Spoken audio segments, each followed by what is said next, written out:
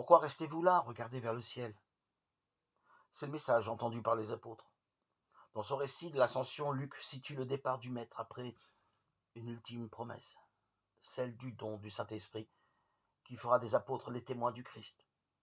Mais une autre indication nous est donnée dans ce récit pour comprendre ce qu'est ce jour de l'ascension. La mission du Seigneur consiste à établir un royaume nouveau qui ne sera pas temporel comme le royaume d'Israël. Le Christ a été glorifié puisqu'il est enlevé au ciel et il viendra de la même manière à la fin des temps.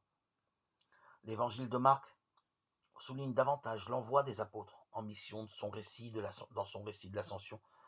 Mais les signes qui accompagneront ceux qui deviendront croyants manifestent la nouveauté du royaume de Dieu, la capacité de parler des langues nouvelles, l'invulnérabilité face au mal et la guérison des malades. Ainsi, l'ascension du Seigneur signe l'accomplissement de sa venue sur terre pour sauver le monde.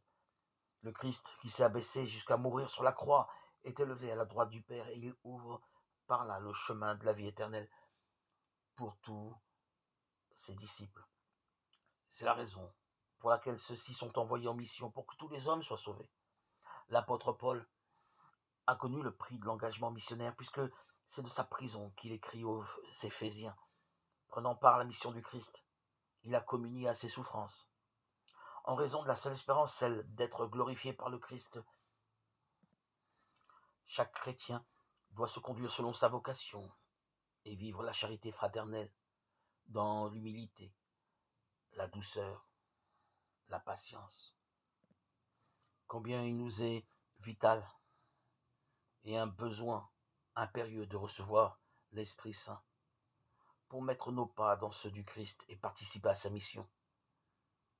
Ainsi, nous devons être pleinement consacrés au Père qui nous glorifiera comme il a glorifié son Fils.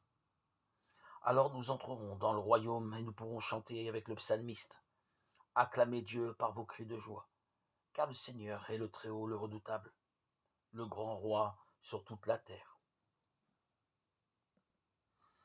Dieu qui élève le Christ au-dessus de tout, ouvre-nous à la joie et à l'action de grâce, car l'ascension de ton Fils est déjà notre victoire.